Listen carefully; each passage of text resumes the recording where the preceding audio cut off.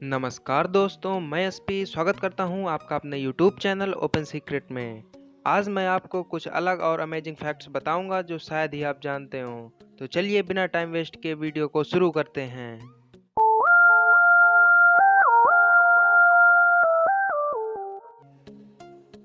Fact friends, जैसा कि आपने शायद देखा ही होगा कि इंजेक्शन में जो दवाई डाली जाती है उस दवा के डिब्बे के नाम के ऊपर आईवी या आईएम लिखा रहता है और किसी किसी में दोनों लिखा रहता है। लेकिन क्या आपको पता है कि इसका क्या मतलब होता है?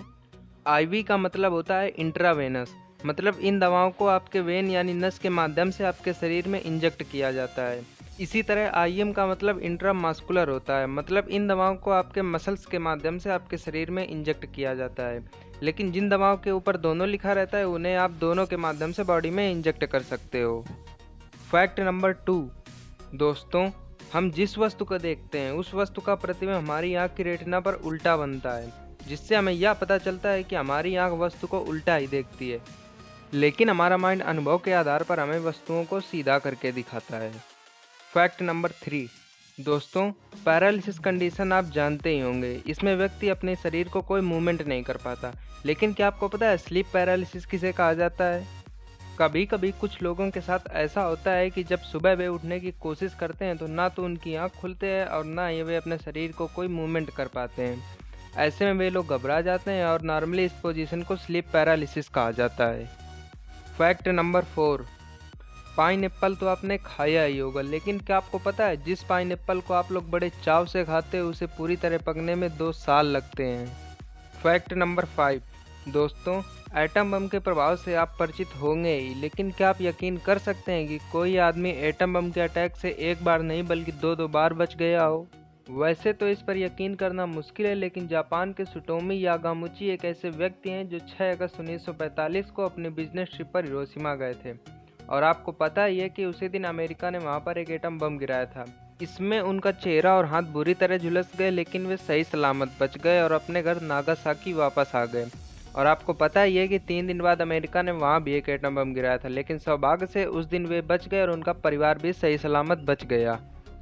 फैक्ट नंबर 6 फ्रेंड्स, क्या आपको पता है कि हेरोइन जो एक बहुत ही खतरनाक ड्रग्स है, एक समय था जब ये खांसी की दवाई के रूप में मेडिकल स्टोर में मिलता था।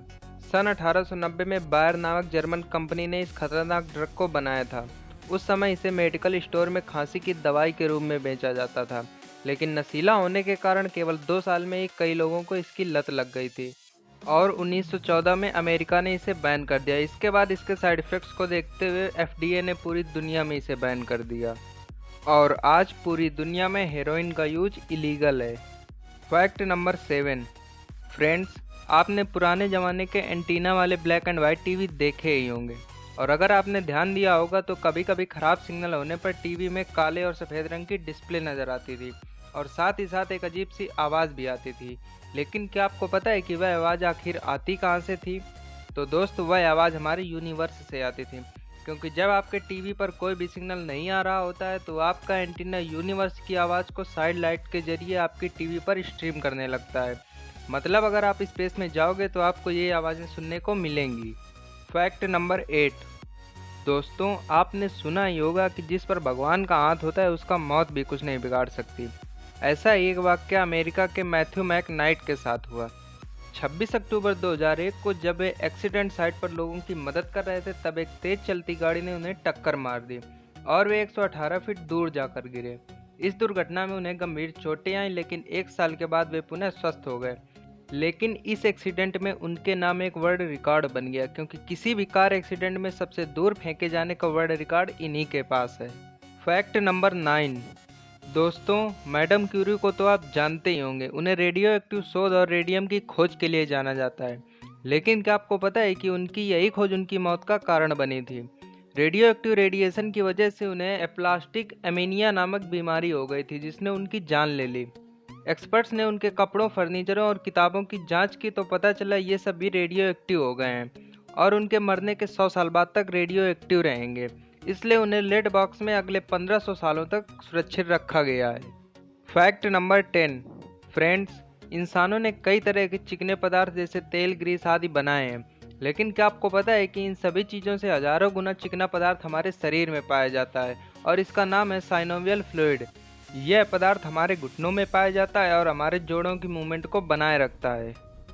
आपको यह वीडियो कैसा लगा नीचे कमेंट जरूर करना, और अगर आप ऐसे ही और वीडियोस देखना चाहते हैं तो हमारे चैनल को सब्सक्राइब भी कर सकते हैं। तो आज के लिए इस वीडियो में बस इतना ही। मिलते हैं नेक्स्ट वीडियो में, तब तक के लिए be intelligent and be practicable.